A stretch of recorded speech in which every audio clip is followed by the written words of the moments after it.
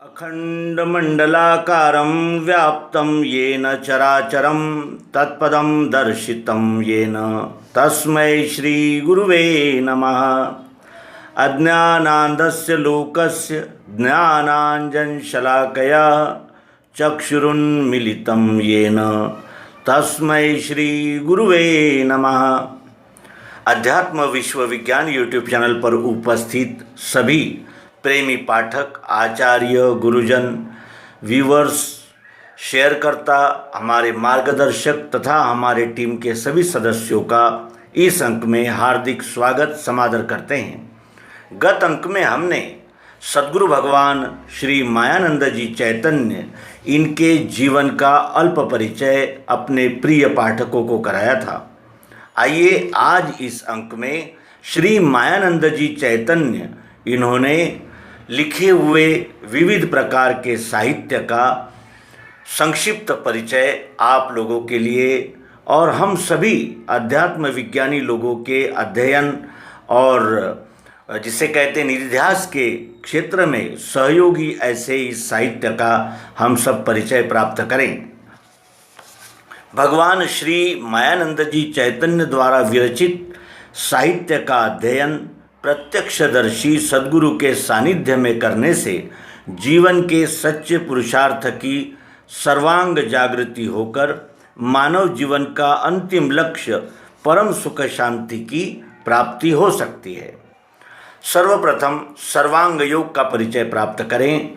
यत यत पिंडे तत्त ब्रह्मांडे, पिंड ब्रह्मांड की एकता का प्रयोगात्मक सिद्धिकरण सर्वांग योग है।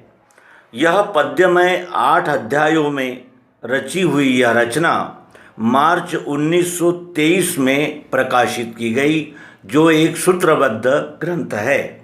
इस ग्रंथ की प्रयोग प्रक्रिया प्रत्यक्षतः तत्वदर्शी दिव्य चक्षुवान आचार्य से समझने की आवश्यकता होती है, क्योंकि ये यच्चावत विश्व के धर्म अध्यात्म विषयक ग्रंथों का सार, जिसे हम विश्वरूप परमात्मा का प्रत्यक्ष यथार्थ दर्शन कहते हैं, वो करा देने वाली सूत्रबद्ध युक्ति इस माइक्रो बुक में उपस्थित है। इसलिए इस ग्रंथ को हम तत्वदर्शी की सानिध्य में समझें तो इसका विशेष लाभ हो सकता है।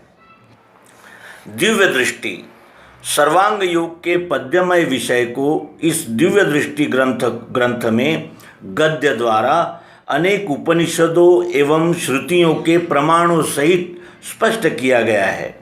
इसमें गीतोपनिषद के 11वें अध्याय के भगवान श्री कृष्ण जी द्वारा अर्जुन को दिव्य दृष्टि प्रदान कर विश्वरूप विराट का दर्शन कराने के प्रसंग की प्रत्यक्षीकरण युक्त तात्विक मीमांसा की गई है।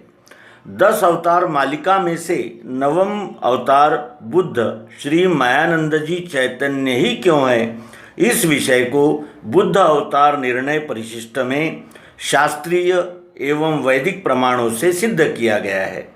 प्रथमतः सन 1911 में संक्षिप्त दिव्य दृष्टि की रचना हुई, बाद में भगवान ने इसको विस्तार किया।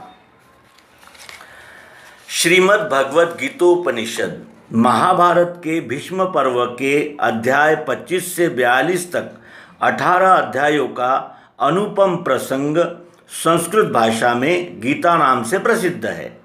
सभी को अध्ययन एवं उसके तात्विक विचारों को पढ़ने समझने हेतु अनुष्टुप छंद में मराठी भाषा में समश्लोक की रचना दिनांक 20/10/1912 को पूर्ण की। गीता के रहस्य एवं विवादपूर्ण सभी सिद्धांतों का यथार्थ तथा व्यावहारिक दृष्टिकोण इस ग्रंथ में रखा गया है। दिनांक 23/12/1922 को हिंदी भाषा में इस ग्रंथ का रूपांतरण हुआ। पश्चात टिप्पणी सहित ग्रंथ सन 1935 में प्रकाशित हुआ। चमत्कार निर्णय विद्वान कहे जाने वाले व्यक्ति की बुद्धि भी जादूगरी सिद्ध साधकों एवं बाजीगरों आदि के द्वारा युक्ति चातुर्यपूर्ण किए जाने वाले चमत्कारों से विचलित होकर चंचल हो जाती है। भगवान ने इस ग्रंथ में सभी प्रकार के चमत्कारों का रहस्य प्रकट किया है तथा सिद्धांत प्रतिपादित किया है कि सभी प्रकार के कार्यों की सिद्धि अर्थात चमत्कार आदि ये होने के लिए इच्छा शक्ति, क्रिया शक्ति एवं द्रव्य शक्ति की आवश्यकता होती है। उक्त ग्रंथ का प्रकाशन दिनांक 20/10/1931 को हुआ। इस ग्रंथ में चमत्कार और चमत्कारिक यानी रूपरेखाओं के सहारे भ्रमित करने वाले पाखंड का पर्दाफाश किया गया है।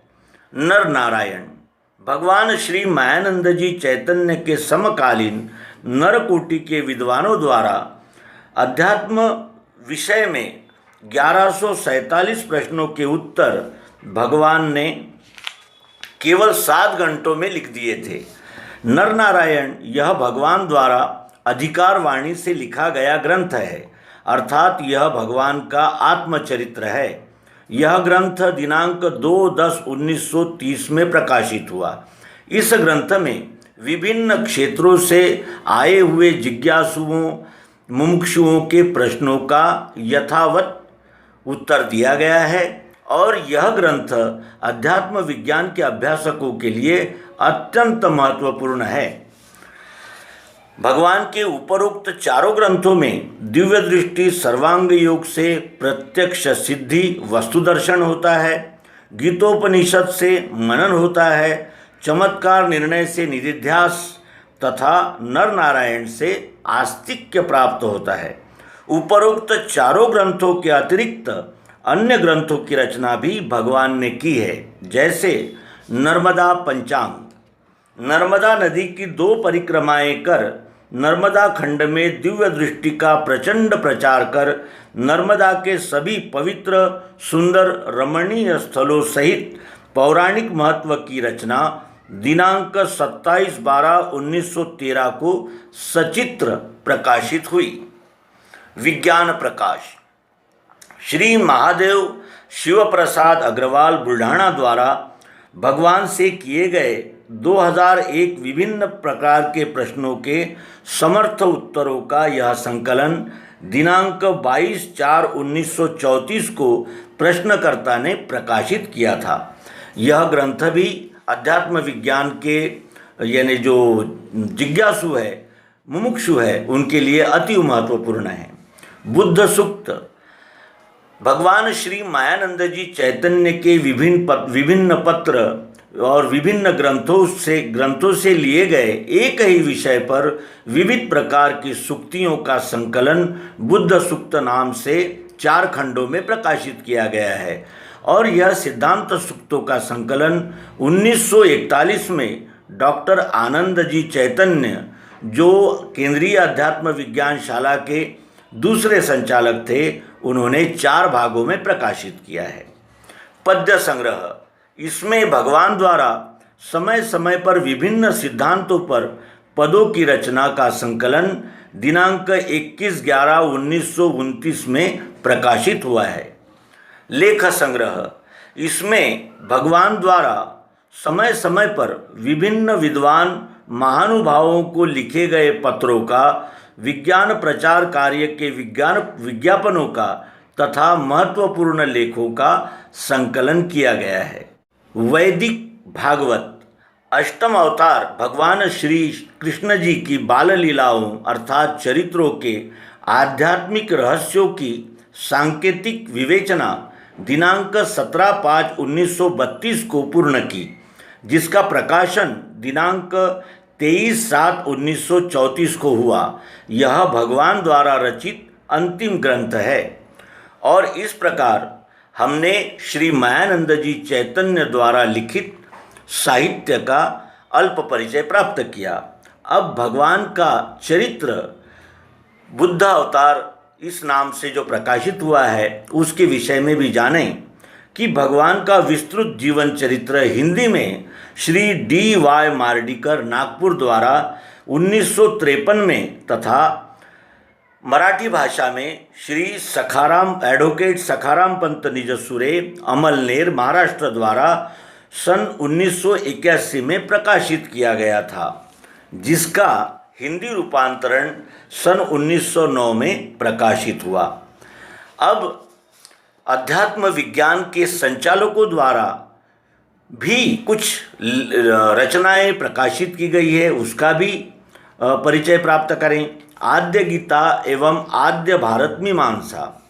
महाभारत ग्रंथ के भीष्म पर्व अध्याय 43 के मंत्र 4 के अनुसार गीता के श्लोकों की संख्या 745 बताई गई है, जबकि प्रचलित गीता ग्रंथों में यह संख्या 700 पाई जाती है। विसंगति पर विज्ञानशाला के द्वितीय संचालक डॉक्टर आनंद जी चैतन्य द्वारा आद्य गीता नामक ग्रंथ की रचना कर सन 1941 में प्रकाशित किया गया। पश्चात आद्य भारत मीमांसा मराठी शोध ग्रंथ सन 1909 में समदर्शन प्रतिष्ठान पुणे महाराष्ट्र द्वारा प्रकाशित किया गया। संजय की दिव्य दृष्टि।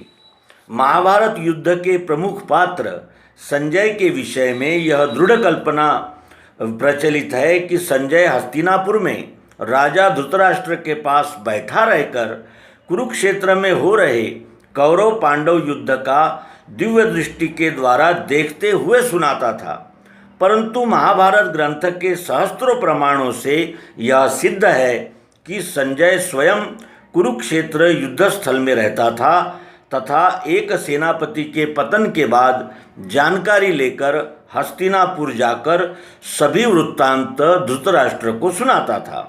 यह शोधपूर्ण ग्रंथ भी डॉक्टर आनंद जी चैतन्य द्वारा लिखा गया है। श्री कृष्ण का यथार्थ स्वरूप। तन्नेव रूपेण चतुर्भुजेन। गीता अध्याय 11 श्लोक संख्या 43। गीता की प्रचलित टीकाओं में गीता के उपरोक्त मंत्र के तत्वार्थ को नहीं समझते हुए श्री कृष्ण जी का देह 4 हाथों वाला मानते हैं, जबकि महाभारत के प्रमाणों से सिद्ध है कि श्री कृष्ण जी का मानवीय देह 2 हाथों वाला ही था। उक्त विवेचना इस ग्रंथ में की गई है। विज्ञानशाला पत्रिका, अध्यात्म विज्ञानशाला पत्रिका, यह त्रैमासिक पत्रिका नरसिंहपुर मध्य प्रदेश से सन 1987 से लगातार प्रकाशित की जाती है। इस प्रकार हमने श्री मायानंद जी चैतन्य तथा केंद्रीय अध्यात्म विज्ञानशाला के विभिन्न संचालकों द्वारा लिखित रचनाओं का अल्प परिचय प्राप्त किया। उसके अनंतर हम श्री स्वराज्यानंद जी, जो केंद्रीय अध्यात्म विज्ञानशाला के प्रथम संचालक हुए, उन्होंने भी स्वराज्य दर्शन, यह लेख संग्रह, पद्य संग्रह तथा सत्याविष्कार यह ग्रंथ लिखे हैं, जो उच्चतम कोटि के चिंतनशील ग्रंथ है। और इन ग्रंथों को प्राप्त करके हम भी अध्यात्म विज्ञान के प्राप्ति में प्रगति विकास कर सकते हैं। उसके अनंतर श्री सर्वांगानंद जी चैतन्य, जिन्होंने गीतोक्त विश्वधर्म, निर्वाण तथा सर्वांग योग भाष्य, सर्वांग दर्शन इत्यादि ग्रंथ लिखे और प्रकाशित किए थे। उसके बाद श्री आनंद प्रभु, जो चतुर्थ संचालक हो गए हैं, उन्होंने सुबोध गीता तथा वेदों में दिव्य चक्षु यह ग्रंथ लिखकर प्रकाशित किए हैं।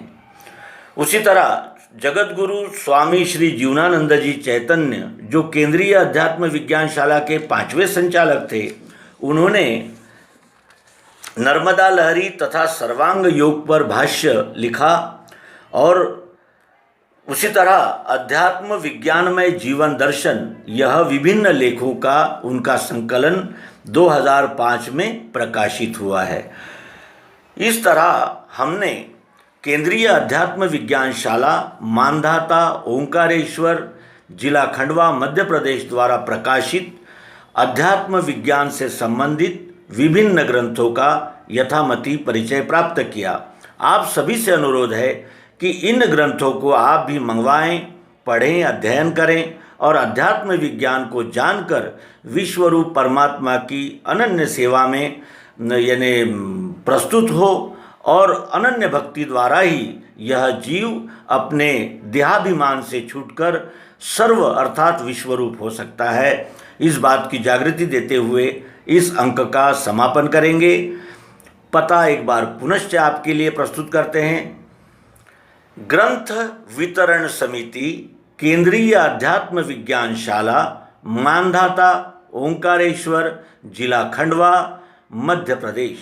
धन्यवाद। नर्मदे।